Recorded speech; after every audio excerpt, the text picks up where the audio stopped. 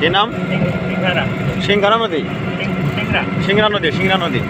তো দর্শক, আমরা এখন যাচ্ছি হলো তিস্তা ব্রিজ, সেই ডালিয়া গ্রাম, এপারে নীলফামারী, আর ওপারে হলো লালমনিরহাট।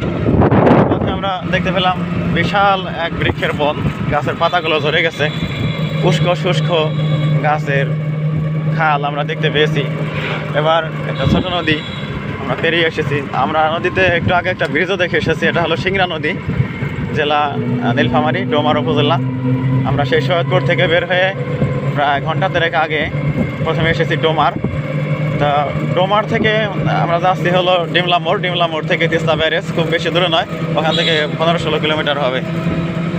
তো এই যে গ্রাম বাংলার প্রাকৃতিক সৌন্দর্য আমরা দেখতে দেখতে যাচ্ছি। ওই যে প্রাচীন তাল গাছ, তারপরে এদিকে ফসলি মাঠ, ভুট্টা ক্ষেত, সব কিছু ছাড়িয়ে আমরা সামনের দিকে এগিয়ে যাচ্ছি।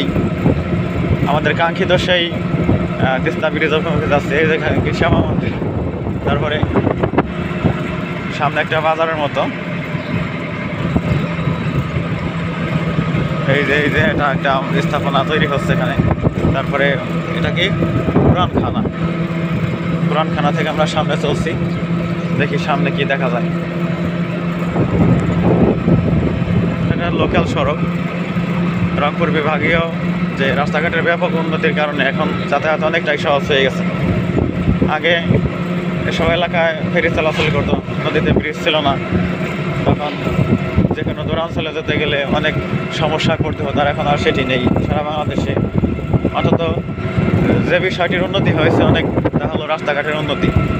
আর একদম নিট অ্যান্ড ক্লিন যে রাস্তা আমরা সামনে দেখতে পাচ্ছি, আমাদের অটো বাইকে উঠেছে, অনেক দ্রুত চলছে গাড়িটা। ধন্যবাদ সবাইকে।